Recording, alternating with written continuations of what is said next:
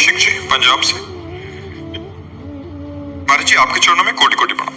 महाराज जी, जीवन में कोई भी कार्य करते समय पूर्णता महसूस नहीं होती, एक खालीपन सा रहता है। हाँ, एक काम कर लो। किसका है प्रश्न?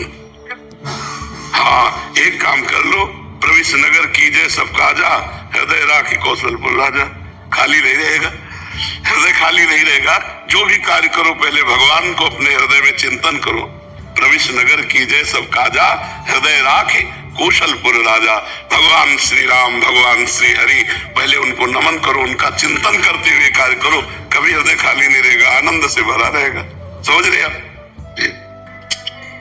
अभिषेक मित्तल जी, अम्बाला से। राधे राधे महाराज।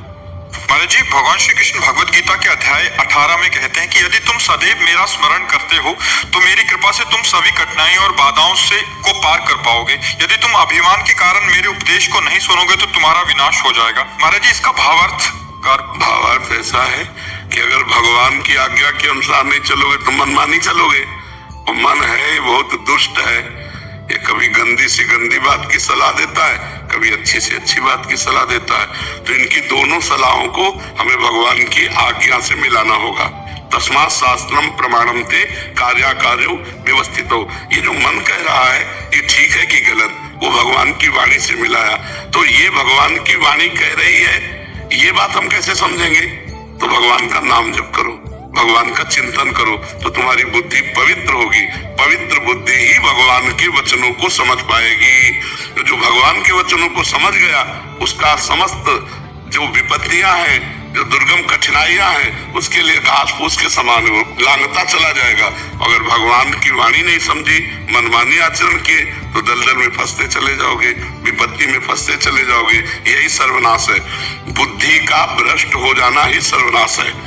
ध्यायतो विषयान् पुंसान् संगास्ते सुपजायते, संगात् संजायते कामः, कामात् क्रोधो विजायते, क्रोधात् भवति सम्मोहः, सम्मोहः स्मृति विभ्रमः, स्मृति भ्रंशात् बुद्धिनाशो, बुद्धिनाशात् प्रणश्यति। जो मनमानी विषय भोगों का चिंतन करता है वो विषय क्रिया करता है। विषय क्रिया में बाधा पड़ने पर क्रोध और पूर्ति पर लोभ होता है, और लोभ और क्रोध दोनों स्मृति नष्ट कर देते हैं। स्मृति नष्ट होने पर बुद्धि मूढ़ हो जाती है, और मूढ़ बुद्धि होने पर भ्रष्ट हो जाता है। इसे सर्वनाश कहा जाता है। बुद्धि का नाश ही सर्वनाश है। समझ पाए आप? हमारे इसमें नाम जप, जैसे नाम जप की 3 स्टेज होती हैं, नामाभास, नामापराध, शुद्ध नाम। जैसे अभी शुरू में नाम अपराध होता है, तो तीनों में शुद्धिकरण उतनी मात्रा से होता है जितना शुद्ध नाम से होता है। हम आग तुम्हें भाव से छुआवे, गुस्सा से छुआवे, बड़े प्यार से छुआवे, आग बराबर लगेगी तीनों में कि नहीं लगेगी? आप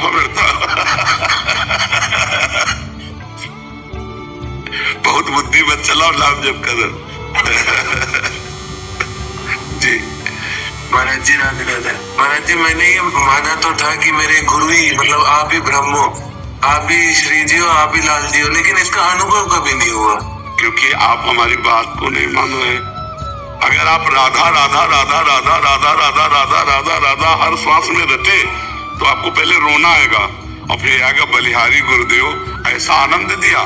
फिर और जब आगे बढ़ोगे तब रूप झलक आएगी, तब उस रूप को देखोगे जो नेत्रों में प्रकाशित होगा। तो गुरु की तरफ देखोगे तो उन्हीं का दिया हुआ रूप, और वो ही है। पिय मूर्ति नयनन वसै तेहि रस राय समाय। पहले तो शब्द की त्रुटि हो गई आपसे कि माना था, मतलब माना है हमारा नहीं था, और है में अंतर होता है ना।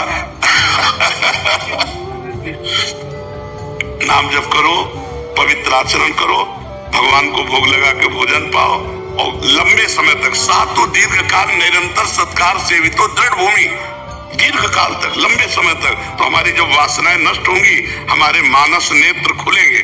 3 नेत्र हैं, एक ही आप देख रहे हैं जिनसे केवल प्रकृति देखी जाती है, और एक मन में नेत्र खुलते हैं जो प्रेम नेत्र होते हैं, और एक बुद्धि में नेत्र खुलते हैं जो ज्ञान नेत्र होते हैं। जब ही के नयन प्रकट होते तब गुरुदेव में प्रियालाल दिखाई देते। अभी तो इन्हीं नेत्रों से देख रहे तो तुम्हारा पांचभौतिक शरीर, हमारा पांचभौतिक शरीर, तुम्हारे मन बुद्धि का खेल, हमारे मन बुद्धि का खेल। जब मानस नेत्र प्रकट होंगे तब उनसे देखोगे कि गुरुदेव साक्षात इष्ट देव हैं। और गुरुदेव में ही नहीं, चराचर जगत में ये क्रूरा अपि पापिनो न च सताम संभाष्य दृश्यासे सर्वानो स्तुत्या निरीक्ष परम स्वाराध्य बुद्धिर्मम। जो क्रूर है, पापी है, दुष्ट है, नीच है, संभाषण योग्य नहीं, वो भी साक्षात हमारे इष्ट देव हैं, ऐसा देखोगे। और जब ऐसा देखे तो दृष्टि ठीक है, और जब अगर ऐसा ना मिले तो दृष्टि ठीक नहीं है। महाराज ये सिर्फ नाम जप से ही होगा? हम कह रहे हैं विश्वास कर लो। नाम जप से आप क्या कहते हो, क्या नहीं हो सकता, तत्वबोध हो जाएगा। आज सत्संग सुना था? नहीं सुना? सत्संग सुनो तो प्रश्न का उत्तर मिलेगा। नाम जप हम वैखरी से शुरू करते हैं, अधिक काल जपने के बाद वो मध्यमा में पहुंचता है, मध्यमा से सुषमना में पहुंचता है, जो हृदय शास्त्र सार से संचलित हो सुषमना कुंडलनी को जागृत करती है, फिर पश्यंती में पहुंचता है, फिर परावाणी में, रोम रोम में नाम छा जाता है। नाम को ही आप साधारण बात समझते हो, राम नहीं कह पाते थे, मरा मरा कहे तो ब्रह्मर्षि पदवी प्राप्त किए और भगवान के अवतार के पहले भगवान की लीला लिख दी। कौन सा ज्ञान, कौन सा प्रेम, कौन सी वस्तु तत्व ऐसा नहीं है जो नाम ना बोध करा सके। बस नाम पे विश्वास होना सबसे कठिन काम है। भगवान का नाम जो निरंतर जपते हैं, वो बिल्कुल हम सब शास्त्रों की, सब संतों की अपने हृदय की बात कहते हैं। अब आखिरी में हम इतने केवल चिल्ला रहे नाम जपो, नाम जपो, नाम, बस। ये कलिकाल मलायतन मन कर देख विचार से रघुनाथ नाम बिन नाहि नान आधार। कृत्युगे ध्यायते विष्णुम तेतायाम रजते मखै द्वापरे परिचर्यायाम कलो तद्धरि कीर्तनात्। हरे नाम हरे नाम हरे नाम केवलम कलौ नास्ते गति अन्यथा। अब पकड़ो ना, इस लोक याद कर लेने थोड़ी बात होगी, पकड़ो और हर श्वास में चलाओ राधा राधा राधा राधा राधा राधा राधा राधा राधा राधा राधा नाम जप करो। ये श्लोक तो मुझे सारे महाराज जी आपकी वीडियो देख देख के याद आ गया, मैंने थोड़े से कुछ पढ़े। हमारी बात याद कर ली जरूरी नहीं, हमारी बात मान ली जरूरी है। मान लो, चल दे तो बात हो जाएगी। महाराज जी, पारस शर्मा जी किसका है? महाराज जी, आपके चरणों में कोटि कोटि प्रणाम। महाराज जी, आपकी कृपा से मैंने 1 साल पहले रोज का कुछ समय निकालकर नियम पूर्वक नाम जप करने का नियम लिया था। मैं राम नाम का जप करने लगा। आपकी कृपा से प्रयासरत भी हूँ, पर कभी कभी लगता है आज तो बस राधा नाम जपूंगा, कभी लगता है कि कृष्ण कृष्ण जपूंगा। तो क्या मैं राम नाम में ये स्थिर रहकर उनमें ही राधे श्याम की भावना कर लूं, या जब मन में जैसा भाव आए वैसा? जो राम शब्द है, जो राम शब्द है ना, इसमें सब समाया हुआ है, सब